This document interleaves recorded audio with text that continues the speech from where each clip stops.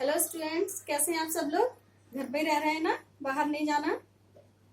ठीक। देखिए, कल हमने पढ़ा था बाल्यावस्था और शैशवावस्था के बारे में। ठीक है, आज हम पढ़ेंगे किशोर अवस्था।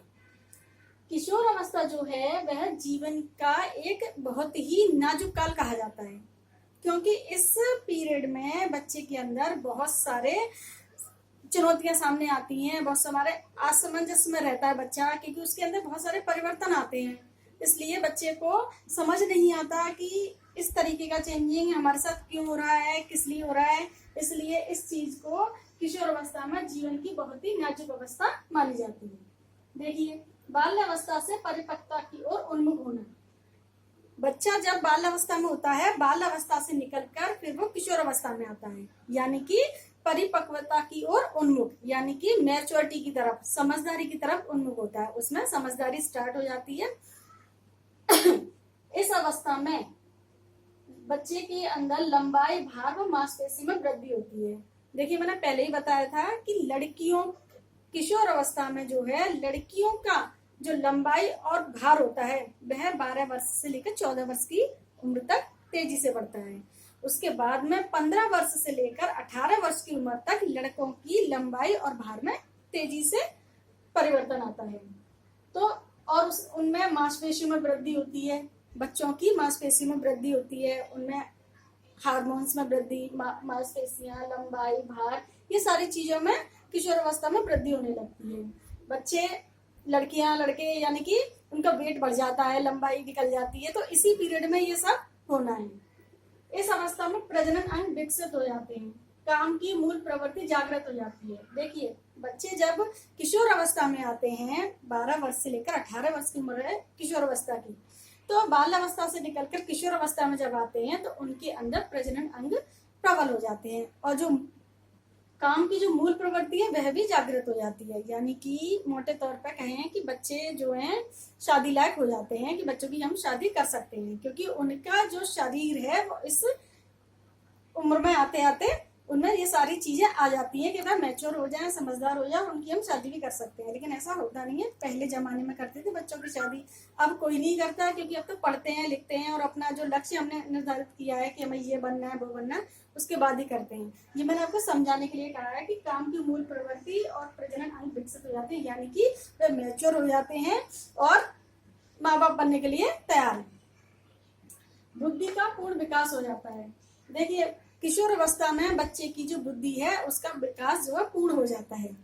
जो बच्चे का जो विकास है, जो मैंने बताया था शैशवावस्था में 3 वर्ष तक आधा हो जाता है, लेकिन जो भी हमारा लास्ट तक जो हमारा विकास होना होता है वह 18 वर्ष की उम्र तक अपनी चरम सीमा पर पहुंच जाता है। ठीक। मित्र बनाने की प्रवृत्ति तेज होती है। देखिए, किशोर अवस्था में मित्र बनाने की प्रवृत्ति बहुत तेज होती है और इसीलिए इस अवस्था को दल भक्ति भी कहा जाता है, यानी दल भक्ति की अवस्था भी कहते हैं।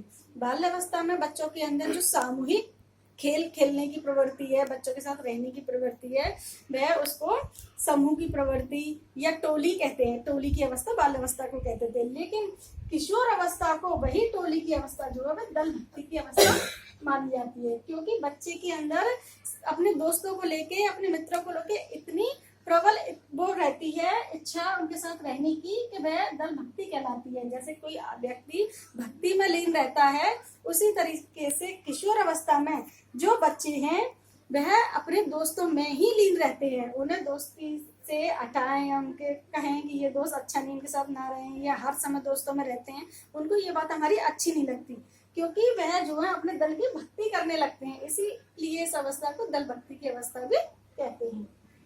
यौन समस्या इस समस्या अवस्था की सबसे बड़ी समस्या है। देखिए, यौन समस्या इस अवस्था की सबसे बड़ी समस्या है, क्योंकि बच्चे के अंदर उसकी लंबाई में, भार में और मांसपेशियों में अंतर आने लगता है और उनमें तरह तरह के हार्मोन्स जागृत हो जाने होते हैं। तो वह व्यक्ति जो है इस अवस्था में जो यौन समस्या है वह सबसे ज्यादा महत्वपूर्ण मानी जाती है, कि बच्चा समझ नहीं पाता कि हमारे शरीर में ये जो चेंजिंग आ रहे हैं, जो परिवर्तन आ रहे हैं, जो हार्मोन्स की वजह से या किसी भी मांसपेशी की वजह से, वह क्यों हो रहे हैं, किस लिए हो रहे हैं। नशा व अपराध की ओर उन्मुख होने की अधिक संभावना होती है। इस अवस्था में जो बच्चे बच्चा जब किशोर अवस्था में आता है तो वह बिगड़ने लगता है या बनने लगता है, यानी कि उसके अंदर समझदारी आती है लेकिन धीरे धीरे ही आएगी। इसलिए उसको अच्छा माहौल देने की सबसे बड़ी हमारी जिम्मेदारी बनती है कि बच्चे को अच्छा माहौल दें, उसे अच्छी गाइडलाइन दें।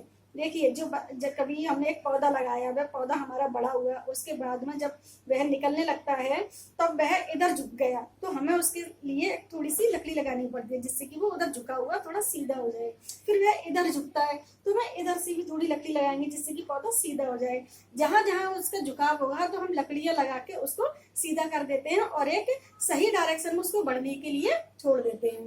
तो यही हमारा रोल किशोर अवस्था में भी होना चाहिए बच्चे के लिए, कि बच्चे को हमें हमेशा सही गाइडलाइन देनी है, सही माहौल देना है, सही सोच देनी है, सही समझदारी देनी है।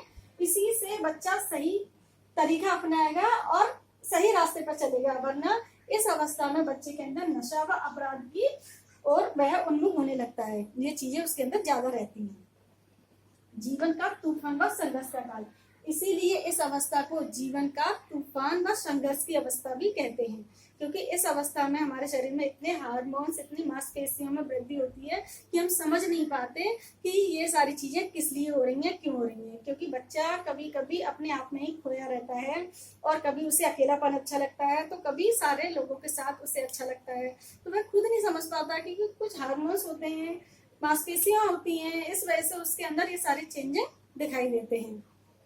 विद्रोह की भावना, कल्पना व दिवा स्वप्न देखने की बहुलता। देखिए किशोर अवस्था में बच्चे अपनी कल्पना में ही खोए हुए रहते हैं और वह दिवा स्वप्न देखने लगते हैं, यानी कि दिन में स्वप्न देखना कि किस तरीके का माहौल है, कैसा क्या वो है, उनके अंदर ये चीजें ज्यादातर देखने को मिलती है कि बच्चे अपने आप में ही खोए हुए रहते हैं। कभी कभी उन्हें घर का माहौल भी अच्छा नहीं लगता, केवल अपनी कल्पना, अपने दिवा स्वप्न और अपने दोस्त, ये सारी चीजें ही उनको अच्छी लगती हैं। इसलिए बच्चों को हमें समझना चाहिए इस समय कि वह किस तरीके से किस चीज से गुजर रहा है, उसी के अनुसार हमें उससे बात करनी चाहिए और उसको समझकर ही कोई चीज बोलनी चाहिए। विद्रोह की भावना, इस उम्र में बच्चे के अंदर विद्रोह की भावना प्रबल होती है। बच्चे को अगर आप किसी चीज के लिए मना करें तो बच्चे के अंदर विद्रोह उत्पन्न हो जाता है। जैसे आप दोस्तों को ही ले लीजिए, बच्चों के से अगर आप मना करते हैं कि आप वहां मत जाइए या उसके साथ मत रहिए तो बच्चा जो है विद्रोह करने पे आ जाता है कि नहीं हम वहां जाएंगे, हम ऐसे रहेंगे क्योंकि वो भी तो रह रहा है, ये भी रह रहा है। क्योंकि किशोर अवस्था में बच्चे के अंदर जो है विद्रोह की भावना जागृत हो जाती है।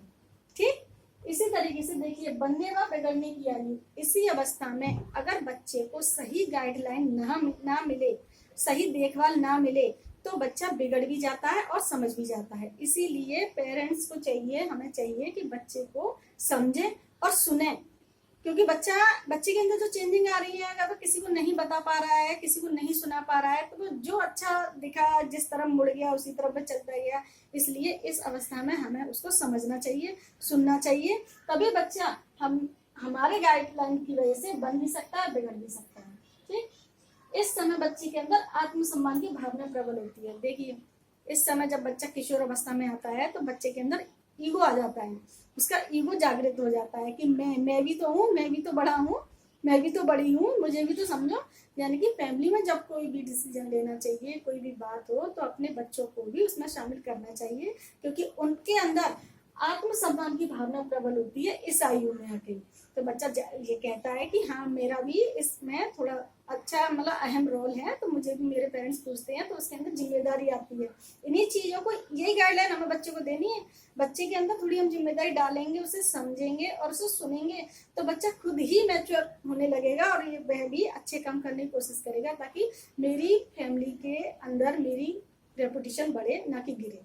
ठीक भविष्य की चिंता भी जागृत हो जाती है। देखिए बच्चा जब किशोर अवस्था में आता है तो बच्चा युवा अवस्था, बाल अवस्था से निकलकर जब किशोर अवस्था में आया तो वह स्टार्ट हुआ, उसके बाद में 18 वर्ष की आयु तक आते आते किशोर अवस्था पूर्ण हो जाती है। तो उसी पीरियड में, पूर्ण होने वाले पीरियड में बच्चे के अंदर ये चीज आती है कि भविष्य की चिंता जागृत होना, यानी लड़के और लड़कियों में इस चीज के लिए ये चिंता हो जाती है कि हमें अपने भविष्य में क्या करना है, क्या नहीं करना है। इन चीजों के लिए भी उसमें चिंता जागृत हो जाती है, क्योंकि बच्चे उस समय तक पूर्ण मैच्योर हो जाते हैं, पूर्ण बुद्धि उनकी विकसित हो जाती है और उनमें मैच्योरिटी आ जाती है। ठीक इसी तरह इस अवस्था को सुनहरी अवस्था भी कहते हैं, क्योंकि ये जो अवस्था है, ये जो पीरियड है, जो चीजें हम इस समय एंजॉय करेंगे वह हमें दोबारा कभी नहीं मिलेगी। इसलिए इस पीरियड को सुनहरी अवस्था भी कहते हैं, क्योंकि ये हमारा सुनहरा काल है।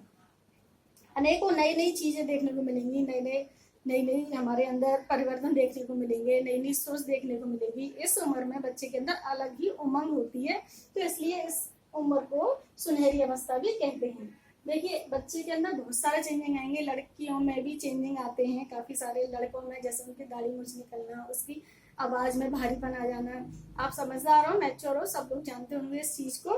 तो ये सारी जो चेंजिंग आती हैं, इसलिए बच्चों को हमें समझना जरूरी है, क्योंकि उनके सामने भी ये लगता है कि इस तरीके का क्यों व्यवहार हो रहा है, इस तरीके का परिवर्तन क्यों आ रहा है। इसलिए हमें किशोरावस्था को मुख्य रूप से जानना चाहिए और समझना चाहिए। ठीक है, आज के लिए इतना ही, आगे हम पढ़ेंगे किशोरावस्था की जो चुनौतियां हैं, थोड़ी सी वो भी मैं आपको बताऊंगी। आज के लिए बस इतना ही, टेक केयर।